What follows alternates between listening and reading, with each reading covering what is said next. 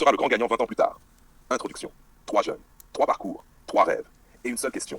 Si vous deviez miser aujourd'hui sur l'un d'eux pour réussir sa vie professionnelle, lequel choisiriez-vous? Le premier veut bâtir un empire, le deuxième veut préserver un héritage, le troisième veut créer son propre savoir-faire. Au départ, ils ont presque le même âge, les mêmes heures dans une journée, les mêmes difficultés, mais leurs choix vont les emmener dans des directions totalement différentes. Et la fin de cette histoire surprend presque tout le monde. Soussoff le bâtisseur. Soussoff est apprenti boulanger. Chaque matin, il se lève avant le soleil. Farine, pâte, cuisson, livraison. La routine est rude. Un jour, son formateur lui demande « Que veux-tu faire plus tard ?» Sans hésiter, il répond « Je veux créer une chaîne de boulangerie. » Tout le monde sourit. Certains se moquent. Après tout, il n'a même pas encore obtenu son diplôme. Mais Soussoff ne pense pas comme les autres. Pendant que ses collègues rentrent chez eux, lui observe. Il note, il étudie. Pourquoi certaines boulangeries sont pleines et d'autres vides?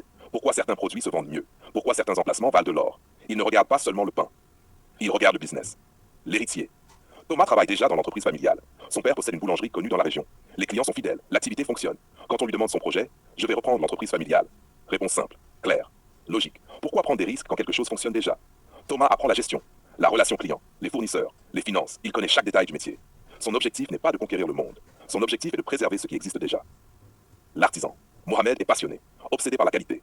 Chaque détail compte. Chaque recette est améliorée. Chaque produit doit être meilleur que le précédent. Quand on lui demande ce qu'il veut devenir, je veux être traiteur boulanger.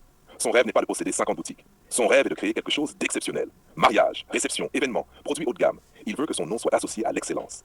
5 ans plus tard, les trois avancent. Mais déjà, les écarts apparaissent. Soussoff économise tout. Chaque euro est réinvesti. Thomas travaille aux côtés de son père. Mohamed développe sa réputation. Les clients commencent à parler de lui. Les réseaux sociaux aussi. Personne n'est encore riche. Personne n'est encore célèbre. Mais leurs trajectoires deviennent visibles. 10 ans plus tard, Soussoff ouvre son premier établissement. Puis un deuxième. Puis un troisième. Les débuts sont difficiles. Certaines erreurs coûtent cher. Très cher. Mais il continue. Thomas reprend progressivement l'entreprise familiale. La clientèle est toujours là. L'activité reste stable. Mohamed devient une référence locale. Les demandes affluent. Parfois, il refuse même des contrats. Son agenda est plein plusieurs mois à l'avance. Le piège à ce stade, beaucoup pensent connaître le vainqueur. Certains choisissent Soussoff, d'autres Thomas, d'autres Mohamed. Mais une chose que peu de gens comprennent, le succès ne se mesure pas toujours avec le même instrument. L'argent n'est qu'une partie de l'équation. 20 ans plus tard, le moment est arrivé. Les résultats tombent. Soussoff possède plusieurs boulangeries, des dizaines d'employés, une marque connue. Il a construit ce qu'il avait imaginé. Thomas dirige une entreprise familiale solide. Elle existe toujours, elle nourrit des familles, elle a traversé les crises, elle a survécu là où beaucoup ont disparu. Mohamed est devenu une référence recherchée. Ses prestations sont réservées longtemps à l'avance. Son savoir-faire est reconnu. Son nom est le vrai gagnant. Alors, qui a gagné? Soussoff, Thomas, Mohamed? La réponse surprend souvent. Parce que la vraie question n'était pas qui gagnera le plus d'argent. La vraie question était qui aura réalisé le projet qu'il portait dans son cœur. Et là, les trois ont gagné. Soussoff a construit, Thomas a transmis, Mohamed a créé. 3 stratégies, 3 chemins, 3 visions, 3 victoires différentes. Parce que le pire échec n'est pas d'avoir un rêve trop grand.